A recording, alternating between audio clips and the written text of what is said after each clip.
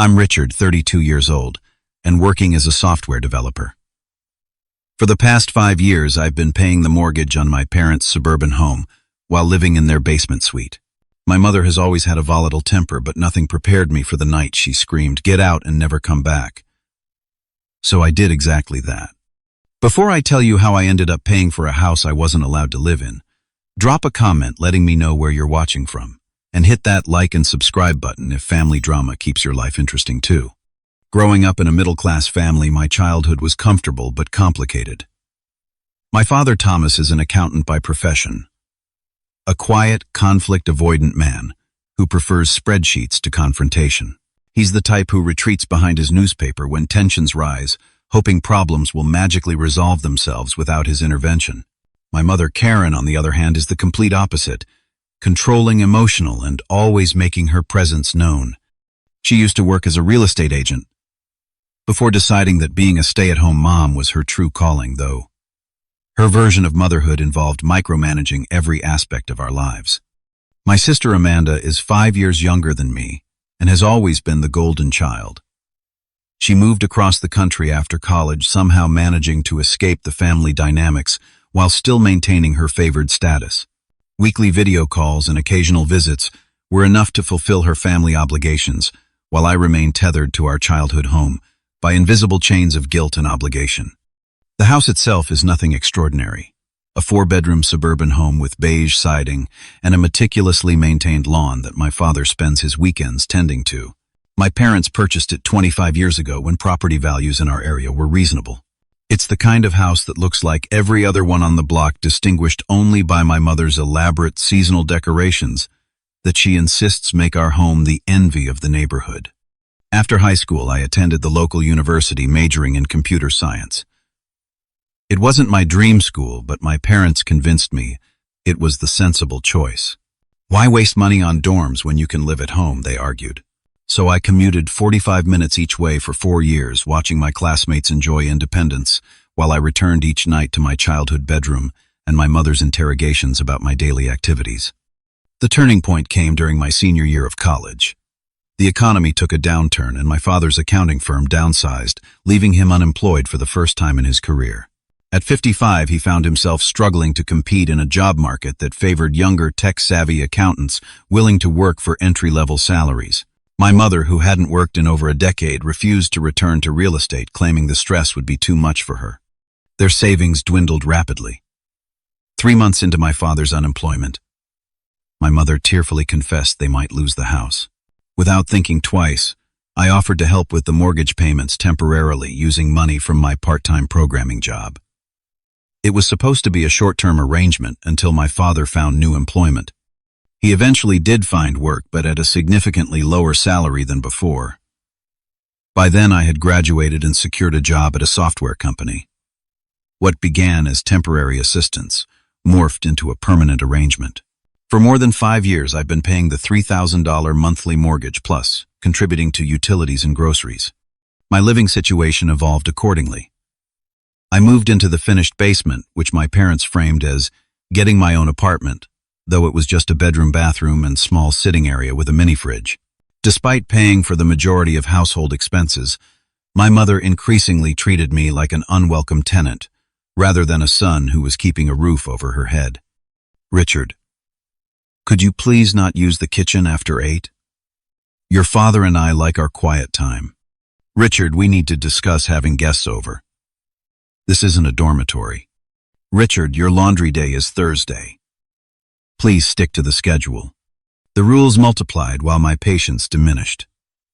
6 months ago, I received a significant promotion that came with a substantial raise. For the first time, I could afford my own place without financial strain, but the guilt of potentially leaving my parents unable to afford their home kept me trapped. Every time I broached the subject of moving out, my mother would conveniently mention how tough the housing market was for people their age, or how my father's back had been acting up, making maintenance around the house more difficult. Then I met Stephanie at a company function. Smart, independent, and refreshingly straightforward, she was everything my mother wasn't. Where my mother communicated in hints and emotional manipulation, Stephanie stated her thoughts clearly. Where my mother demanded loyalty through guilt, Stephanie offered support without strings attached. We connected immediately, and within months we were seriously dating. My mother disliked her on sight. She seems very career-focused, she commented after their first meeting, making it sound like a terminal disease rather than a positive attribute. Her outfit was quite bold for a family dinner, she remarked another time, though Stephanie had worn a perfectly appropriate blouse and slacks. As Stephanie and I grew closer, we began discussing moving in together.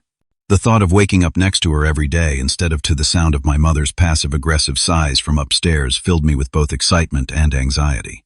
I knew the conversation with my parents wouldn't be easy, but I underestimated just how difficult it would become.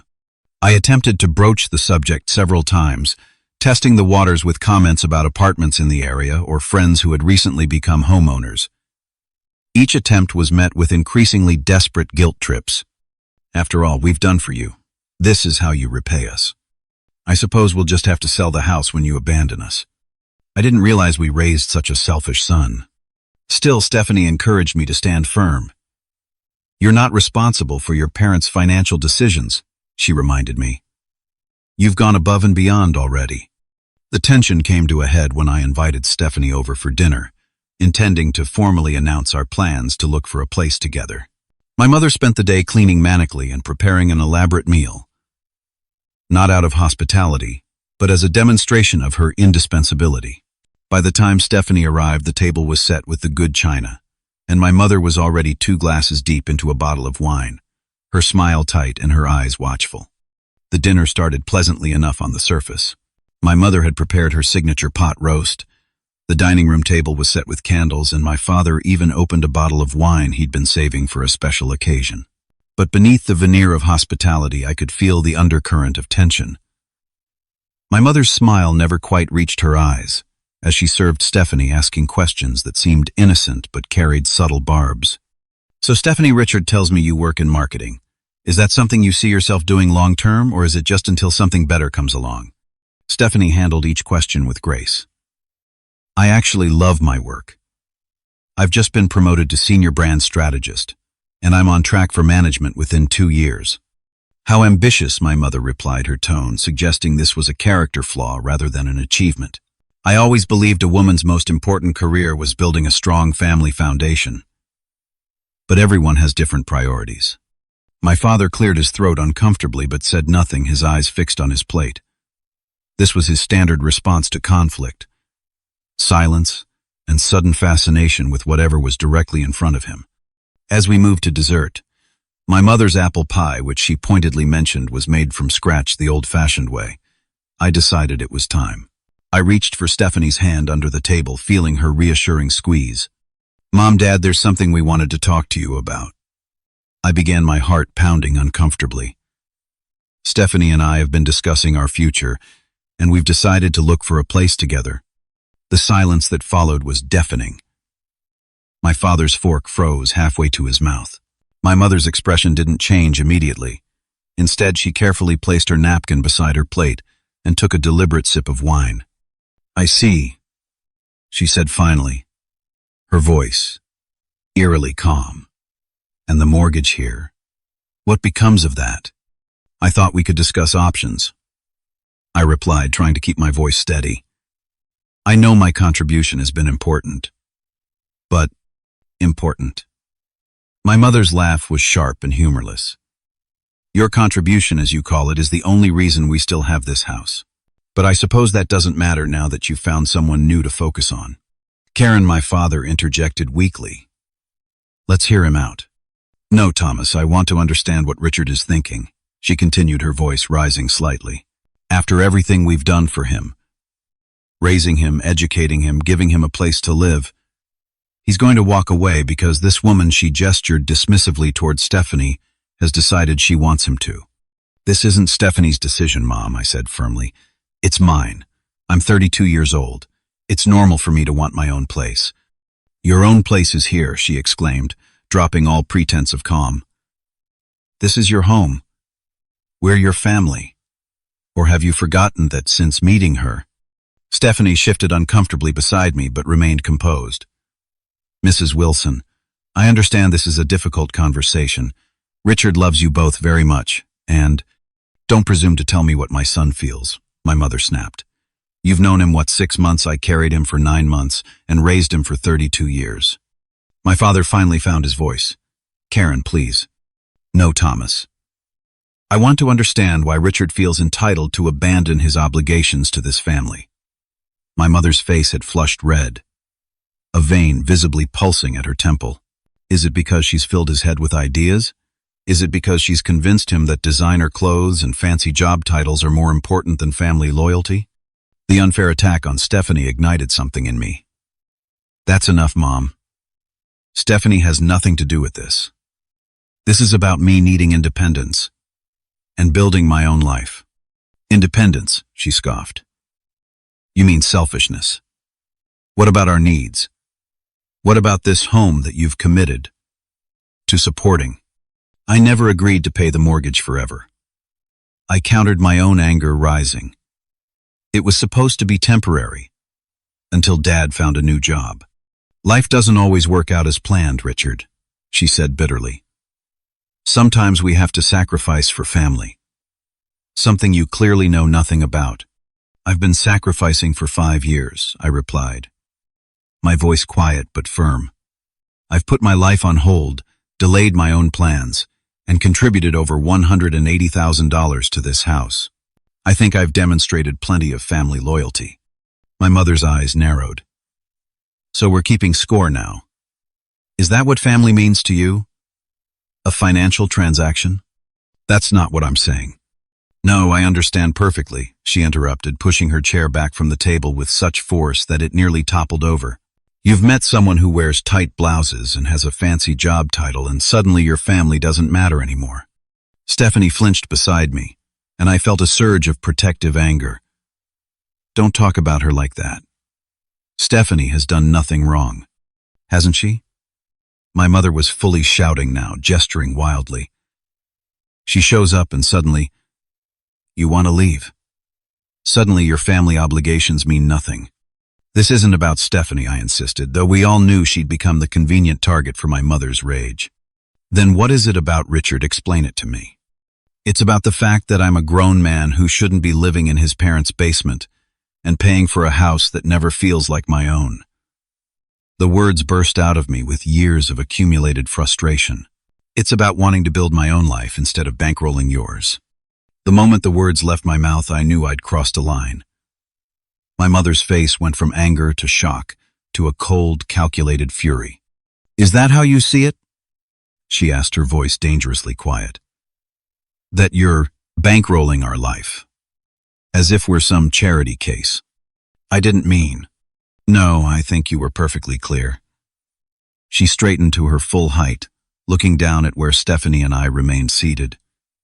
If she's more important than your family, then get out and never come back. The room fell silent. My father's face had gone pale, his eyes darting between my mother and me like a spectator at a tennis match. Stephanie sat perfectly still beside me, her hand still gripping mine under the table.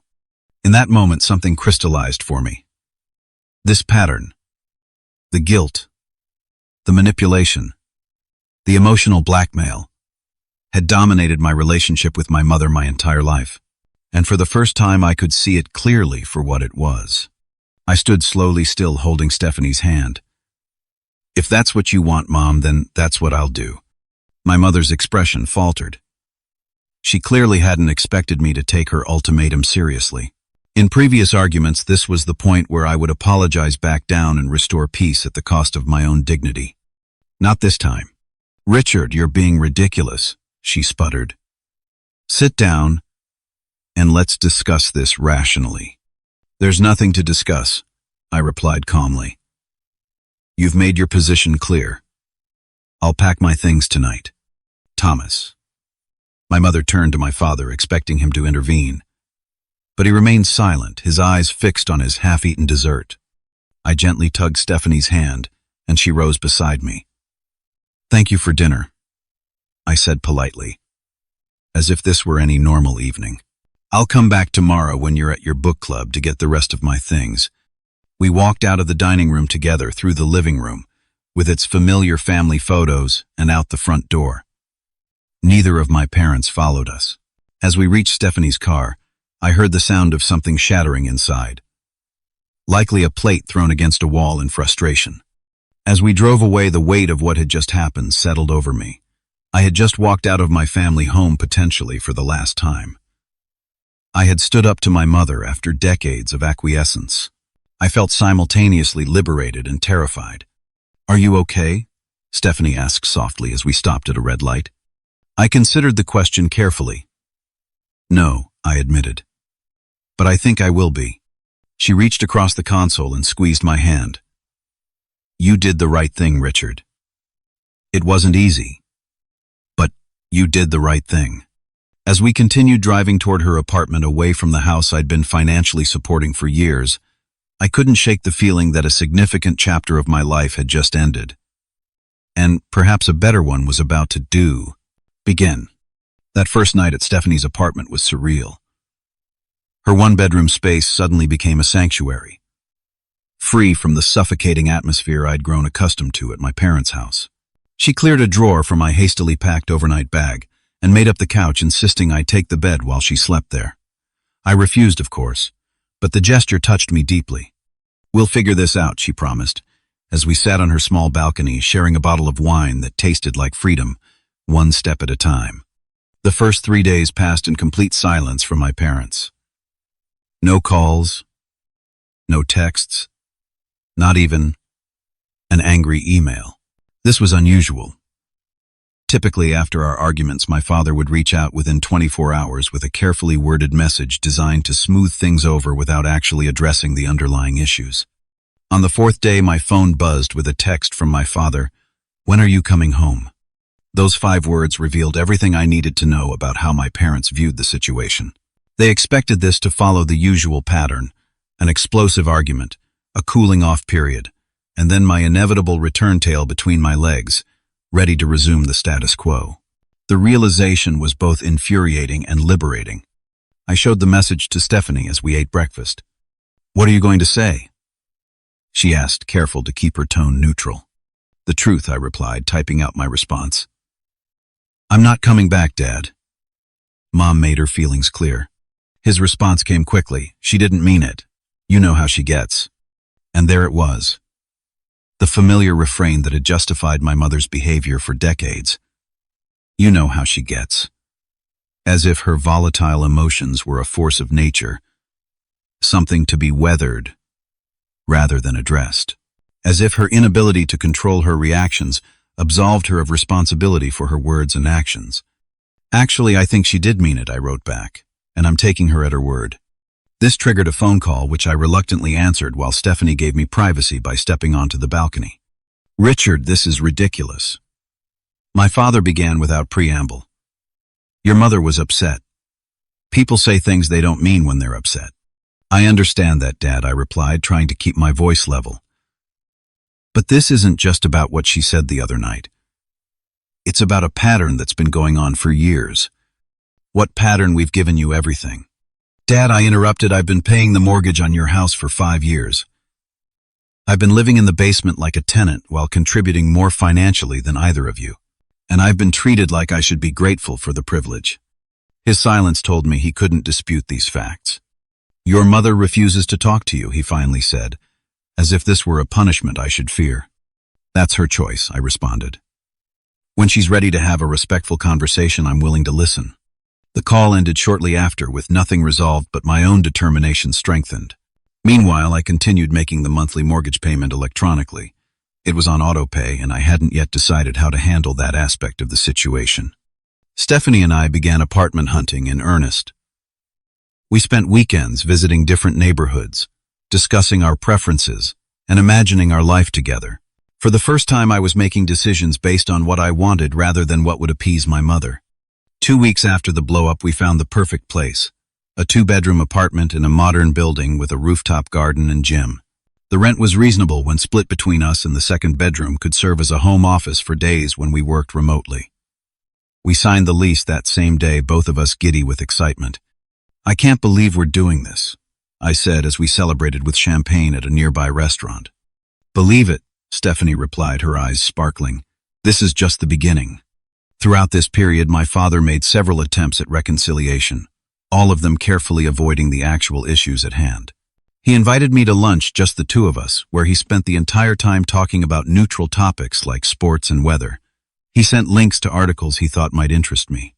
He even dropped off a box of my childhood belongings at Stephanie's apartment when he knew I'd be at work, action that felt more like clearing out space than a sentimental gesture.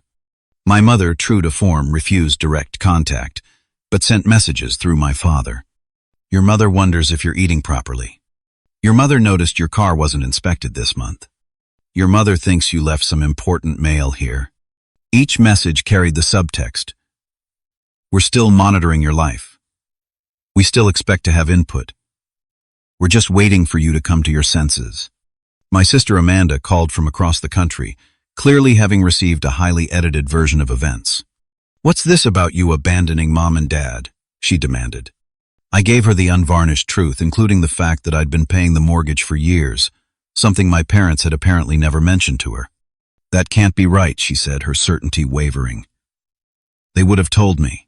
Check the property tax records if you don't believe me, I suggested. You can see who's been making the payments.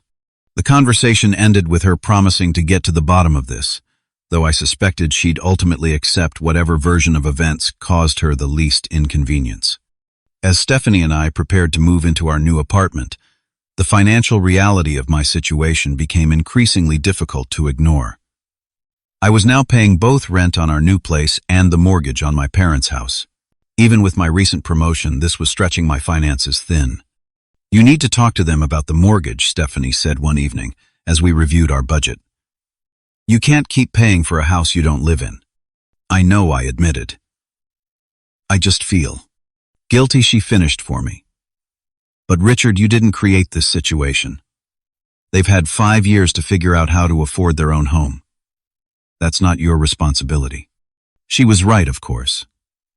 But 32 years of conditioning doesn't disappear overnight. The thought of officially cutting financial ties with my parents filled me with anxiety. What if they really couldn't afford the mortgage without me? What if they lost the house? Would I be able to live with myself? Seeking objective advice, I made an appointment with a financial advisor. His assessment was blunt. Unless your name is on the deed to the house, you have no legal obligation to pay that mortgage, he explained. And from what you've told me, continuing to do so is preventing you from building your own financial security. He helped me crunch the numbers, showing me how redirecting that $3,000 each month toward retirement savings and building an emergency fund would transform my financial future. The math was undeniable. Armed with this clarity, I made my decision. I drafted a formal email to both my parents explaining that I would be stopping mortgage payments in 30 days. I outlined the reasons clearly and unemotionally offered to help them explore refinancing options or downsizing, and expressed hope that we could rebuild our relationship on healthier terms in the future. Before hitting send, I showed the email to Stephanie. It's perfect, she said after reading it carefully. Kind but firm. Are you ready for their response? I took a deep breath and clicked send. I guess we'll find out. My father called within 10 minutes of receiving my email. I stepped onto our new apartment's balcony to take the call, watching the sunset paint the sky in shades of orange and pink, a stark contrast to the conversation I was about to have. Richard, we need to talk about this email, he began, his voice strained with panic. You can't be serious about stopping the mortgage payments. I am serious, Dad, I replied calmly. I've given it a lot of thought, but we can't afford the payments on our own. Your mother doesn't work and my salary barely covers our other expenses. I leaned against the railing, feeling a surprising steadiness despite the difficult conversation. I understand this puts you in a difficult position, but I've been supporting the house for 5 years. That was never meant to be a permanent arrangement. What are we supposed to do? The fear in his voice was genuine. Take out a loan at our age. There are options, I said. You could downsize to a smaller place that fits your budget. You could refinance. Mom could return to real estate. You could look for a better paying position. His hollow laugh told me they had considered none of these options. Richard, we're in our 60s. No one wants to hire people our age for better positions. And your mother. You know she can't handle that kind of stress. Can't or won't? I asked, immediately regretting the sharpness in my tone. There was a long pause before my father's voice dropped to a near whisper. You don't understand our situation, son. Then help me understand, I prompted. What followed was a confession that left me stunned. My parents had no savings. None. They had been living paycheck to paycheck, despite their seemingly comfortable lifestyle. The vacations, the country club membership, my mother's shopping habits, all financed through credit cards and home equity loans. When I began paying the mortgage instead of using that financial breathing room to build security, they had simply expanded their spending. We thought. My father hesitated. We always assumed you'd take over the payments permanently. That was the plan. Whose plan, I asked, though I already knew the answer. Because it was never mine. Your mother thought. Put her on the phone, Dad, I interrupted. I think it's time we talk directly. Another pause, followed by muffled voices, as he presumably explained the situation to my mother. Then her voice came through sharp and accusatory. So this is how you repay us for everything we've done for you. No greeting, no acknowledgement of the weeks of silence. Straight to the attack. It was so predictable that I almost laughed. Hello to you too, Mom, I said. Don't get smart with me, she snapped. What's this about stopping the mortgage payments? You know we can't afford the house without your help. That's the problem, I replied. I've been helping for 5 years, with no end in sight. I have my own life to build now.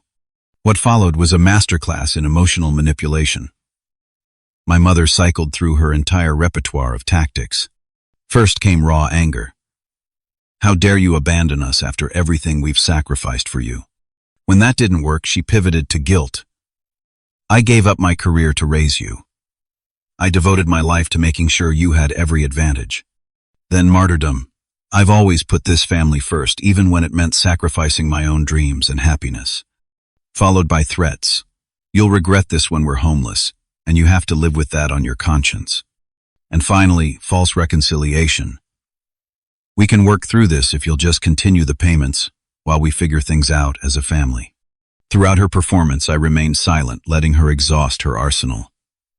When she finally paused for breath, I spoke quietly, but firmly. I understand you're upset, Mom, but I'm not going to change my mind.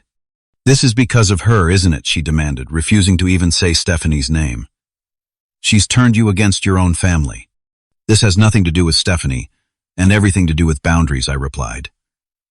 You told me to get out and never come back. I'm respecting your wishes. I was upset. You know I didn't mean it literally. Actually, I think you did. And that's okay. It made me realize it was time for me to move on. There was a moment of stunned silence before she changed tactics again. Fine. If you want to come back home, we can discuss it. Your room is still available. I've signed a lease with Stephanie, I said. We're moving in together. The mention of Stephanie reignited her rage. So you're choosing her over your family. After knowing her for what, 6 months? I'm choosing a healthy relationship over an unhealthy one, I corrected. And I'm choosing my independence, which I should have done years ago. My father came back on the line, his voice pleading. Richard, please reconsider. We can't lose the house at our age. You have options, Dad, I said gently. You could sell the house and downsize to something more affordable. You have substantial equity after 25 years. Your mother would never agree to, that he whispered. You could refinance to lower the payments. Our credit isn't good enough. You could get a second job to cover the difference. At my age, be realistic. For every solution I offered, they had an excuse why it wouldn't work. The common denominator in all their objections was a refusal to change their own circumstances or expectations. They wanted the problem solved, but only if the solution involved me continuing to sacrifice. I'm sorry, but my decision is final, I said. The last payment will go through next month. That gives you 30 days to figure out your next steps. You can't do this to us. My mother had taken the phone back, her voice breaking. We're your parents. Yes, you are, I agreed. And I love you both. But this financial arrangement isn't healthy for any of us. It's time for a change. I ended the call feeling emotionally drained, but also strangely peaceful. For perhaps the first time in my adult life, I had set a boundary with my parents and held firm despite the emotional onslaught. Stephanie was waiting inside, concern evident in her eyes. How did it go? About as well as could be expected, I replied, sinking onto the couch beside her. They're panicking, but I held my ground. She wrapped her arms around me, her presence, a comfort after the emotional battlefield I'd just navigated. I'm proud of you. I know that wasn't easy. The hardest part, I admitted, is that part of me still feels responsible for them. Logically, I know I'm making the right decision. But emotionally, that's because you're a good person with a big heart, she said. But sometimes the kindest thing you can do for someone is to stop enabling behaviors that hurt both of you. As I leaned into her embrace, I felt a complex mixture of emotions. Guilt for potentially causing my parents financial hardship, relief at finally breaking free from their expectations, worry about what would happen next, and beneath it all, a www.com. Growing sense of confidence in my decision. For better or worse, I had set a new course for our relationship. One based on mutual respect rather than financial dependence. The 30-day countdown had begun. The 30 days that followed my announcement became an exercise in emotional endurance. My parents, faced with the reality of losing their financial safety net, deployed every conceivable tactic to change my mind. My father called daily with updates on my mother's supposedly deteriorating health. Her blood pressure is through the roof because of the stress, he reported. The doctor says she's at risk for a stroke if this continues. When I gently suggested that perhaps downsizing to a more affordable home would reduce her stress, he acted as if I hadn't spoken. A week into the countdown, my sister Amanda made a surprise appearance at our new apartment. Stephanie was at work and I was setting up our home office when the doorbell rang. Surprise Amanda stood in the hallway with a forced smile and a houseplant. I thought I'd come check out your new place. Given that she lived 2,000 miles away and hadn't mentioned any plans to visit, the surprise was transparent. Nevertheless, I invited her in, giving her the tour of our still partially unpacked apartment. It's cozy, she commented in the tone people use when they can't find anything genuinely positive to say. We sat at our new dining table, awkwardness hanging between us like a fog. So she finally began. I talked to Mom and Dad. I figured as much, I replied, pouring us both coffee. Is that why you flew across the country unannounced? She had the grace to look slightly embarrassed. They're really struggling, Richard. Dad says they might lose the house. They might, I acknowledged. Unless they take steps to address their financial situation. They're too old to start over, she protested. You know that. They're in their early 60s, Amanda. Plenty of people their age downsize or make career changes. She leaned forward, adopting the reasonable tone she'd perfected since childhood. Look, I get that you're establishing independence, and that's great. Really. But couldn't you continue the payments for just a little longer? Until they figure something out. They've had 5 years to figure something out, I pointed out. And in that time, they've made zero preparations for this eventuality. So you're just going to let them lose everything? Her reasonable tone was slipping, revealing the accusation beneath. I'm letting them face the consequences of their own financial decisions, I corrected. Which is something they should have done long before now. Her expression hardened.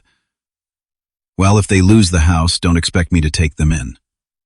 My place isn't big enough, and Jackson and I are trying to start a family. Jackson was her husband of 3 years. And there it was, the real reason for her visit. Not concern for our parents, but fear that their problems would become her responsibility if I stepped back. Interesting, I observed. You flew all the way here to convince me to keep paying their mortgage, but you're not willing to offer any help yourself. That's different, she protested. You're already paying it. I'd have to completely rearrange my life. And I haven't had to rearrange mine. I've been putting my life on hold for years, Amanda. I've delayed buying my own home, building my own financial security, even moving forward in my relationship because of this obligation. She stood abruptly. I always knew you were selfish, but this is a new low. They're our parents, Richard. Yes, they are, I agreed calmly. And I love them. But I'm not going to keep enabling their financial irresponsibility. If you're so concerned, perhaps you could contribute to their mortgage instead. Her expression told me everything I needed to know. Amanda left shortly after her parting words. A dramatic, "Don't come crying to me when you regret this." The days continued to pass. My parents left tearful voicemails. Family friends I hadn't heard from in years suddenly called to check in their conversations, inevitably steering toward my troubling decision. An elderly aunt sent a handwritten letter reminding me of the biblical commandment to honor my father and mother. Most alarming was a formal-looking letter from a lawyer that arrived 2 weeks into the countdown. My heart raced as I opened it, wondering if my parents were actually suing me. The contents, however, were merely vague legal language about family financial obligations and moral contracts. When I showed it to a lawyer friend, he laughed. "This is pure intimidation, with no legal basis," he assured me. "Your name isn't on the mortgage or deed, correct?" I confirmed this was true.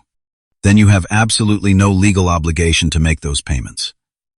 This letter isn't worth the paper it's printed on."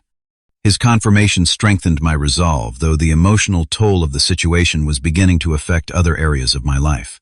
I found myself distracted at work, my performance slipping, just as I was trying to establish myself in my new role. Stephanie noticed I wasn't sleeping well, often waking in the middle of the night to check my phone for messages. 2 weeks before the final payment was due, my father showed up at my workplace. I was in a meeting when the receptionist called to say someone was waiting for me in the lobby. Excusing myself, I found my father sitting stiffly in a visitor chair, looking out of place in his dated suit. "Dad," I greeted him, genuinely surprised. "Is everything okay? Can we talk?" he asked, his voice strained. Privately, I led him to a small conference room, hyper-aware of curious glances from colleagues. Once the door closed behind us, he seemed to deflate, sinking into a chair with the weariness of a much older man. "The bank called," he began without preamble. "They wanted to discuss our options if we miss a payment." I nodded, unsure how to respond. "Your mother doesn't know I'm here," he continued. "She'd be furious if she knew I was." Begging. The word hung between us, heavy with implication. "Dad, I'm not trying to hurt you or Mom," I said gently. "But this situation isn't sustainable. It never was." "I know," he admitted, surprising me. "I should have stood up to your mother years ago about our spending. I should have insisted we prepare for retirement properly. I should have." His voice broke slightly. "I should have been a better father to you." His unexpected vulnerability caught me off guard. "You're not a bad father," I said awkwardly. "No, I let your mother drive you away. I stood by while she manipulated you into supporting us financially. I said nothing when she insulted the woman you love." He looked up, his eyes red-rimmed. "Those aren't the actions of a good father." For a moment I glimpsed the man beneath the passive exterior. Someone trapped in his own pattern of conflict avoidance and enablement. "Have you considered getting a second job?" I asked.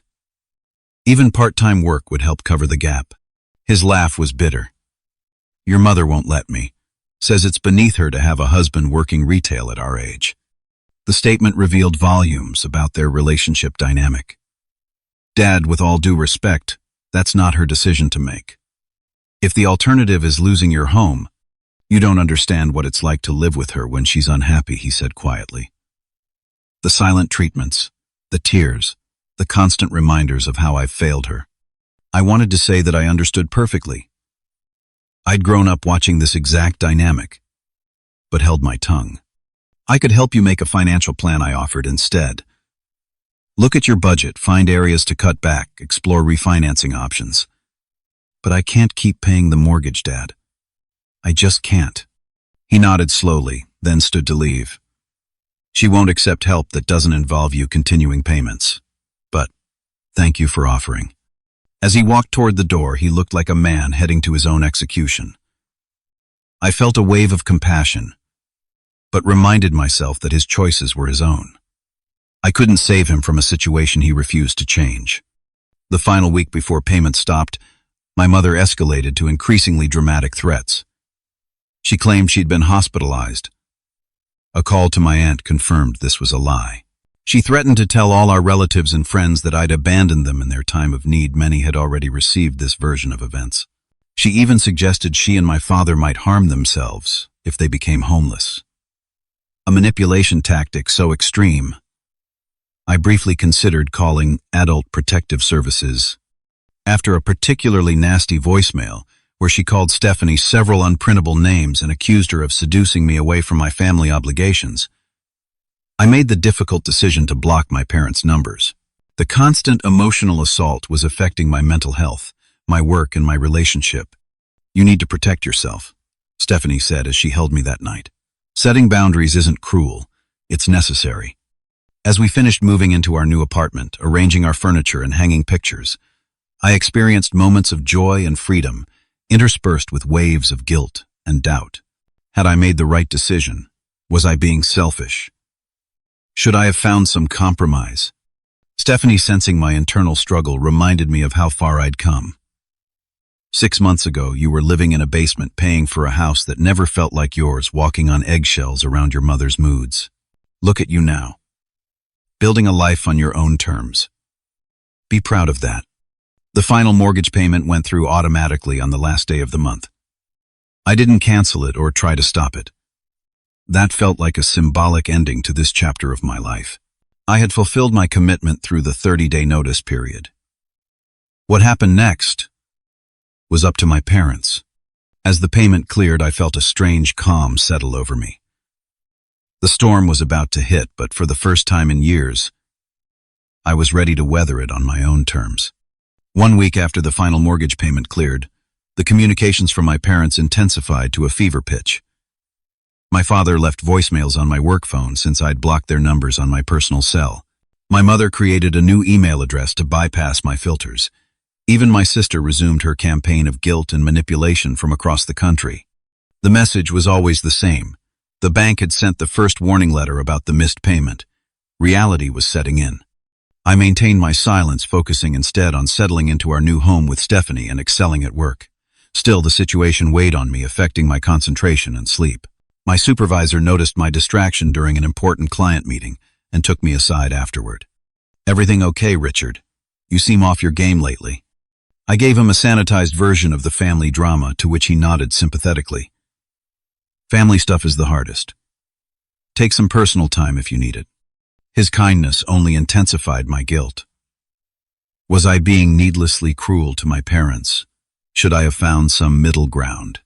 Stephanie dispelled these doubts with her characteristic clarity. "They're adults who made their choices," she reminded me. "You offered alternatives. You gave notice.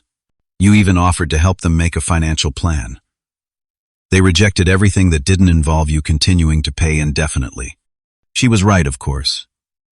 But 32 years of conditioning doesn't disappear overnight. 2 weeks after the payment stopped, I received a formal notice from the bank, copied to me, as I'd been a co-signer on their refinance years ago before I understood the implications. The letter outlined the steps of the foreclosure process and options for bringing the loan current.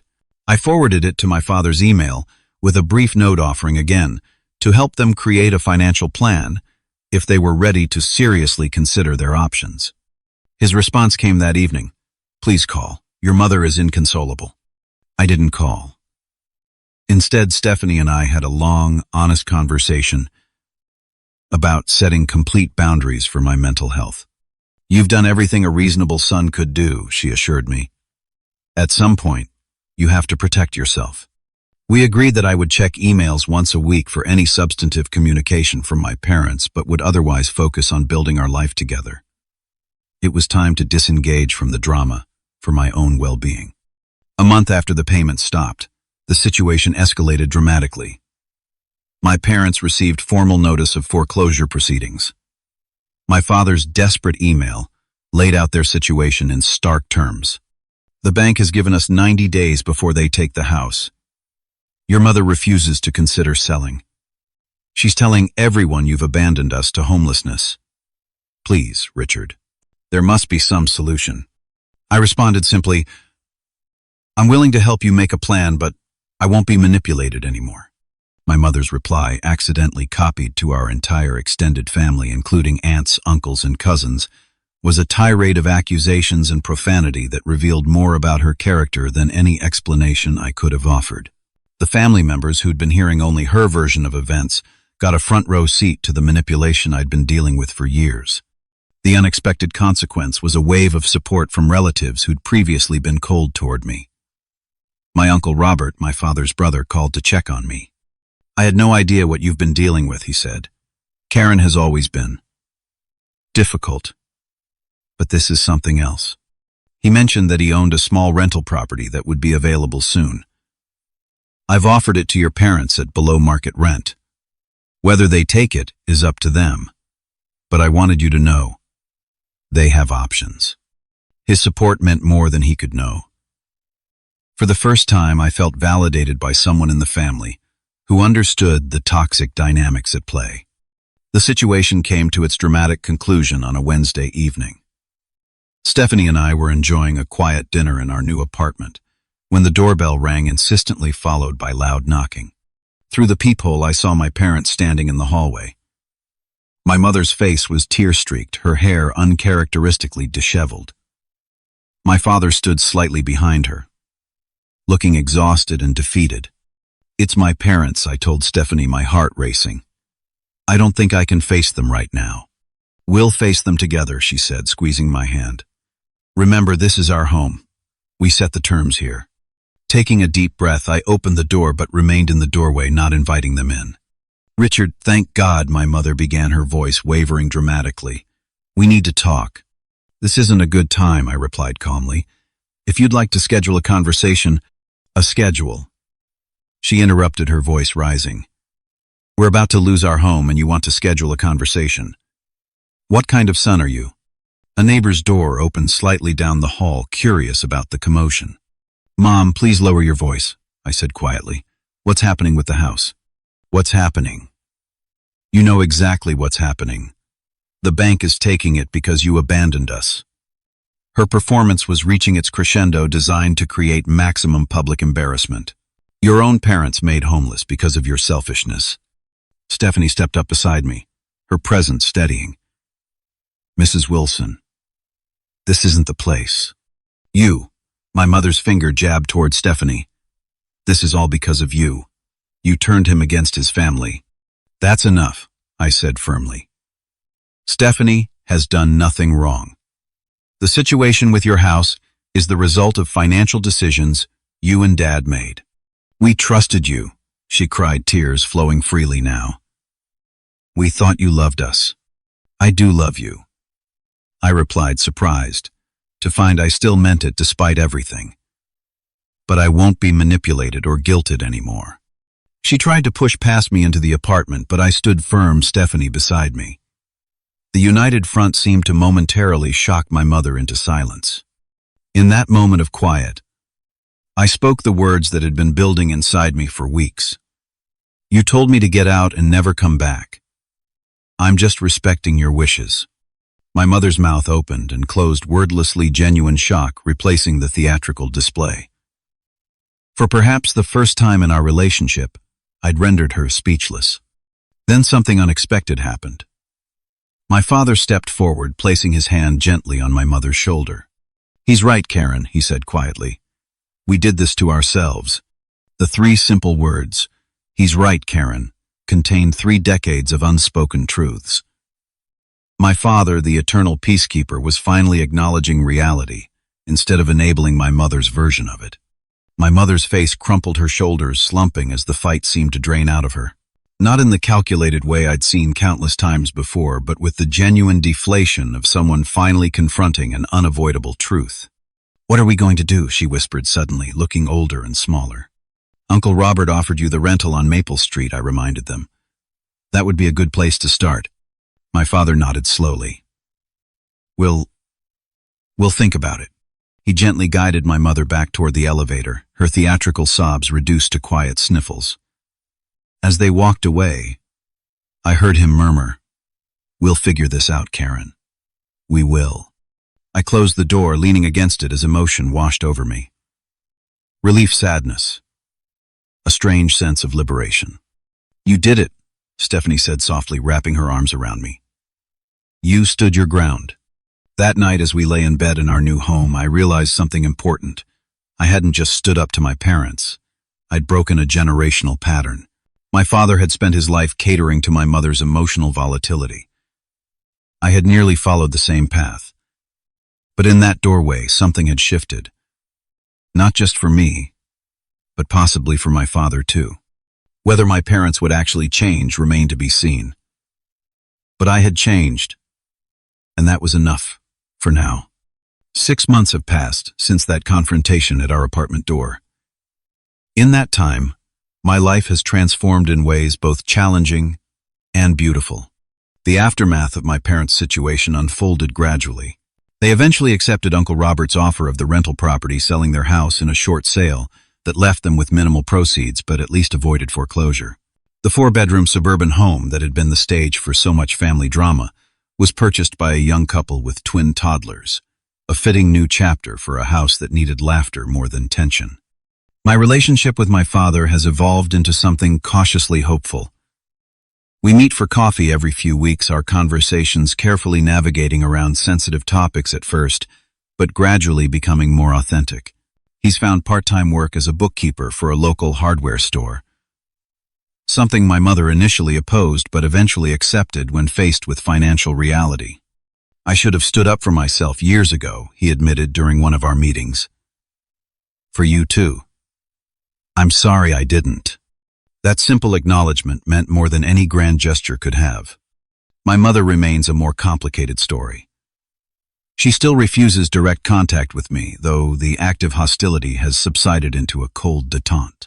Through my father, I hear she's joined a book club and reconnected with old friends from her real estate days. Small steps perhaps, but movement nonetheless. My sister Amanda surprised me with an unexpected apology during her Christmas visit. I didn't understand what you were dealing with, she admitted. It was easier to blame you than acknowledge the patterns in our family. Our relationship remains a work in progress, but there's a new honesty between us that feels like solid ground to build upon. The most beautiful transformation has been in my life with Stephanie. Free from the constant drain of family drama and financial strain, our relationship has flourished. 3 months ago, on a weekend trip to the coast, I asked her to marry me. Her yes was immediate and joyful. You know, she teased as we celebrated with champagne on the beach. When I first met you, I never imagined our relationship would involve quite so much family therapy. Disappointed, I asked. Never, she replied, kissing me. I'm proud of the man you've become through all this. My career has advanced now that I'm able to focus fully on my work without constant emotional distractions. The promotion I received last month came with a significant salary increase. Money that's now going toward our future rather than my parents' past. Therapy has been an essential part of my journey. Weekly sessions have helped me understand the dynamics that shaped my childhood and early adulthood. The guilt, the manipulation, the misplaced sense of responsibility. I'm learning to recognize these patterns and interrupt them before they take hold. Family patterns are powerful, my therapist explained in an early session. But they're not destiny. You can choose a different path. That different path has led me to insights I wish I'd understood years ago. Financial independence isn't just about money. It's about the freedom to make choices based on your own values rather than others' expectations. Recognizing emotional manipulation is the first step to breaking its power. When someone uses guilt, anger, or tears to control your behavior, they're not expressing love, but attempting to exercise control. Setting boundaries isn't selfish. It's necessary for healthy relationships. True love supports growth and independence. It doesn't demand sacrifice of self. Breaking unhealthy family patterns requires courage, but the alternative is perpetuating those patterns in your own life and potentially passing them to the next generation. Your self-worth isn't determined by others' approval, especially when that approval is contingent on sacrificing your own well-being. Sometimes walking away isn't abandonment. It's the only path to health and wholeness.